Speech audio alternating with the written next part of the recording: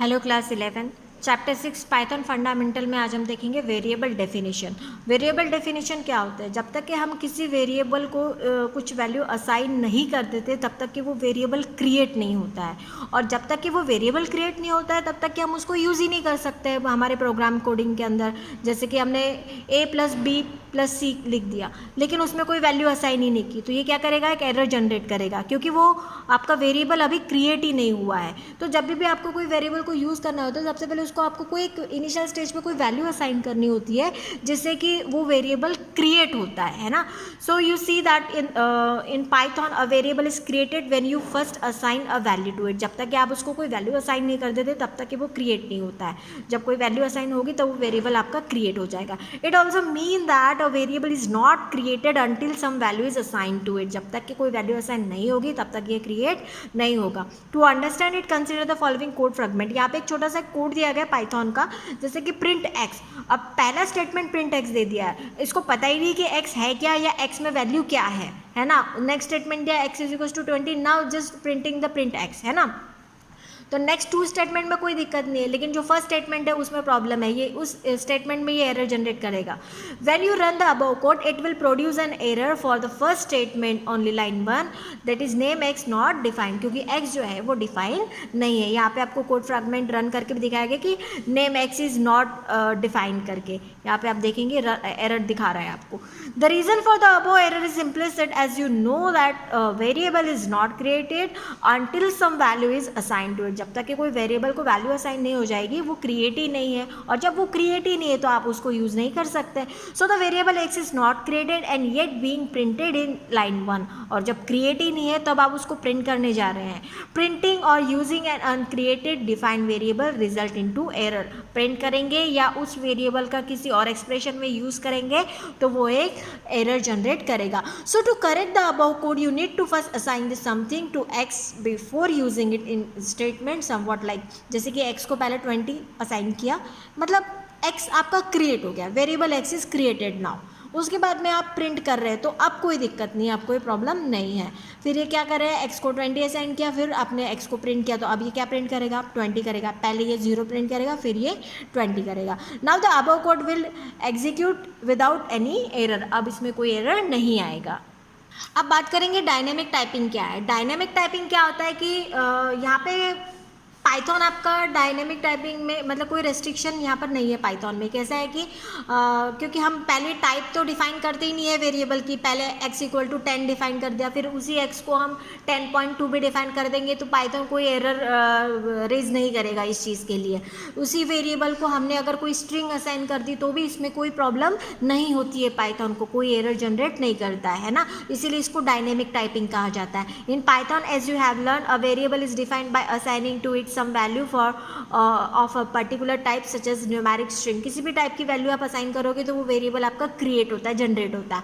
For instance after the assignment statement x is equal to 10, अब x में आपने क्या असाइन किया, एक न्यूमेरिक वैल्यू असाइन की है। We can say that the variable x is referring to a value of integer type. अब यहाँ पे हम पहले स्टेटमेंट में हम बोल सकते हैं कि जो x है वो एक इंटीजर टाइप का वेरिएबल है।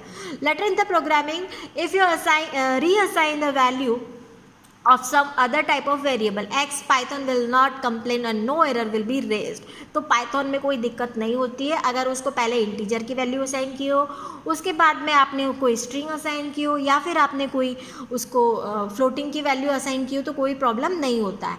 x is equal to 10 print कर रहे हैं x को, तो ये क्या प्रिंट करेगा, 10 प्रिंट करेगा। अब यहाँ पे नेक्स्ट स्टेटमेंट में आप देख रहे हैं हेलो वर्ल्ड, डबल कोड में क्या दिया है, x को हेलो वर्ल्ड दिया, तो ये क्या है, एक स्ट्रिंग है ना।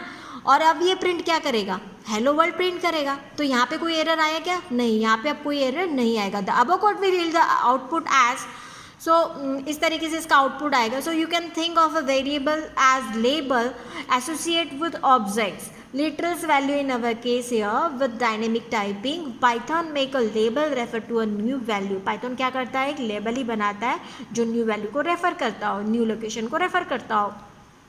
देखिए x इक्वल टू 10 ये इंटीजर हुआ, अब x ही है लेकिन यहाँ पे अब क्या हुआ, अब न्यू वैल्यू असाइन की है जो कि स्ट्रिंग टाइप की है. As you can see that the figure variable x is the first point to referring to an integer value 10 and then to a string value that is hello world. Please note that यहाँ पे आप देख रहे हैं कि x जो है does not have a type और but the value it points to does have a type. Variable को कोई टाइप नहीं है लेकिन जो वैल्यू है उसका टाइप है ना. वेरिएबल में तो आप पहले इंटीजर डाल दिया उसके बाद में स्ट्रिंग डाल दिया तो वेरिएबल किसी टाइप का नहीं है ना. So you can make a variable point to a value of a different type, be reassigning a value of that type. Python will not raise any error. This is called the dynamic typing feature of Python. तो इसी feature को Python का जो है dynamic typing कहा जाता है. तो कि जो कि वेरिएबल होता है वो किसी टाइप का नहीं होता है, आप जिस टाइम जो वैल्यू असाइन कर दे वो वेरिएबल उस टाइप का होता है. Caution with dynamic typing. अब क्या कॉशन होने चाहिए डायनेमिक टाइपिंग में?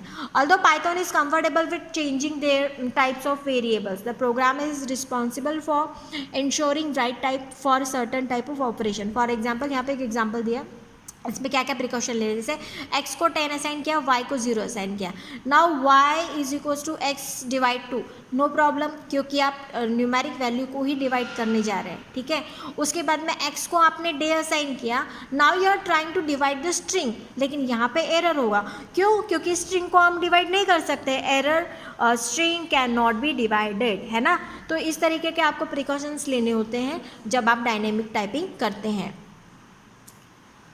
So as programmer you need to ensure that variables with right type of values should be used in expression. तो जो right type की वैल्यू होती है वही expression में यूज़ होना चाहिए, wrongly नहीं होना चाहिए. If you want to determine the type of variable, that is type of values does 8.2. तो उसके लिए अगर हमको किसी वेरिएबल का टाइप जानना है, किस तरीके की वैल्यू को वो पॉइंट कर रहा है, पॉइंट आउट कर रहा है, तो उसके लिए टाइप नाम का फंक्शन यूज़ किया जाता है पाइथन में, जिसके द्वारा हमको किसी वेरिएबल का टाइप या उस वेरिएबल में किस टाइप की वैल्यू स्टोर है हमें उसका टाइप पता लगता है. यहाँ पे एक एग्जांपल दिया गया, जैसे a = 10 है. अब a की हमें टाइप पता करनी है, तो टाइप फंक्शन के अंदर a को हमने दिया है type a. So it will print this class int. तो इस इंट से क्या पता लग रहा है कि ये जो वेरिएबल a है वो अभी किस टाइप का, इंटीजर टाइप का है. ठीक, उसी के बाद में 20.5 दे दिया है. अब ये a किस टाइप का हो गया, अब ये फ्लोट टाइप का हो गया क्योंकि अब इसमें फ्लोटिंग टाइप की वैल्यू है. उसके बाद में a को ही क्या असाइन किया, हेलो असाइन किया है. अब ये किस तरीके का है, अब ये स्ट्रिंग टाइप का है. तो ये क्या प्रिंट कर रहा है, str, the type return as str, that is string. तो टाइप फंक्शन जो होता है वो हमें किसी वेरिएबल का टाइप पता करने के लिए, टाइप जानने के लिए यूज़ हम करते हैं. उसके बाद में simple input and output function. तो इनपुट फंक्शंस क्या होते हैं, जब भी इनपुट हमें रन टाइम यूज़र से लेना होता है, वैल्यू जब हमें रन टाइम यूज़र से लेना होता है तब ये इनपुट फंक्शन का यूज़ किया जाता है. ये जो इनपुट फंक्शंस है, जो भी वैल्यू हमें इनपुट फंक्शन में हम देते हैं वाइल द रनिंग प्रोग्रामिंग, और जो भी कीबोर्ड से हम वैल्यू देते हैं वो एज अ स्ट्रिंग कंसिडर करता है पाइथन, है ना. चाहे हमने 34 दिया हो तो ये 34 ये स्ट्रिंग कंसिडर करेगा 34 को, ना कि न्यूमेरिक. फिर हमको क्या करना होता है, इसको इंटीजर या फिर फ्लोट में कन्वर्ट करना होता है ना. In the Python to get the input from the user interactively you can use the built in function input. तो ये जो इनपुट है ये एक बिल्ट इन फंक्शन है, और इस इनपुट फंक्शन के अंदर जो भी है हमको, जैसे कि मैसेज प्रिंट करना, जैसे एंटर अ नंबर, तो ये हमको एक स्ट्रिंग या डबल कोट के अंदर देना होता है या सिंगल कोट के अंदर देना होता है. The function input is used in the following manner, that is a variable to hold the value equal to. मतलब इनपुट जो है वो कुछ ना कुछ वैल्यू रिटर्न करेगा क्योंकि यूज़र कुछ वैल्यू टाइप करेगा. वो जो टाइप की हुई वैल्यू है वो किस में असाइन होगी, तो हमें एक वेरिएबल को असाइन करना होता है. ठीक उसी तरीके से लेफ्ट हैंड साइड में वो वेरिएबल हमको देना होता है. तो सिंटैक्स इसका दिया गया है, variable to hold the value equal to input and prompt to be display. जो भी प्रॉम्प्ट आप मैसेज डिस्प्ले करेंगे वो इस इनपुट फंक्शन के अंदर डबल कोड या सिंगल कोड में हम देंगे. जैसे कि एग्जांपल दिया है नेम. नेम क्या है, वेरिएबल है जिसको ये यूज़र ने दी हुई वैल्यू क्या होगी, उस नेम वेरिएबल को असाइन होगी, क्योंकि वहाँ पे असाइनमेंट स्टेटमेंट है. नेम इक्वल टू साइन है, असाइनिंग है. Input what is your name, तो व्हाट इज़ योर नेम ये क्या होगा, रन टाइम आपको प्रॉम्प्ट फ्लैश होगा। देखिए यहाँ पर आपको आउटपुट दिख रहा है, इसका name is equal to input, आपने कोड को रन किया, आपको क्या प्रॉम्प्ट आया, what is your name. What is your name में आप कर्सर ब्लिंक कर रहा है, कर्सर ब्लिंक करेगा मतलब ये यूजर से इनपुट मांग रहा है। In front of which you can type the name, उसके आगे हम नाम टाइप करेंगे। The value that you type in front of the display prompt will assign to the given variable name in the above case. Now consider the following command, तो जो भी नाम आप दे रहे हैं वो नेम वेरिएबल को असाइन होगा। देखिए यहाँ पे एक एग्जांपल भी दिया गया है, इनपुट में function input enter your name Seema डाला है, तो जो भी है इस उसके बाद में एज प्रॉम्प्ट किया है, तो एज में एज आई है, फिर प्रिंट करेंगे तो नेम को डालेंगे तो सीमर प्रिंट करेगा, और एज को हम डालेंगे तो ये 16 प्रिंट करेगा।